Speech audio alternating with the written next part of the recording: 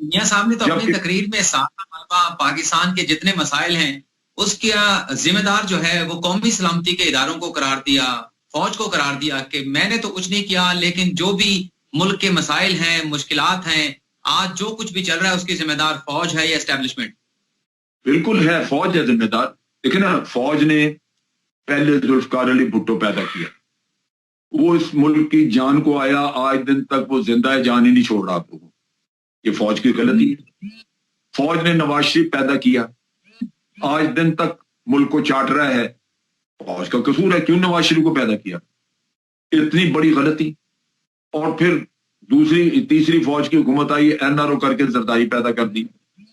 فوج کا بہت بڑا قصور ہے، لیکن آپ لوگوں کا اس سے بڑا ہے.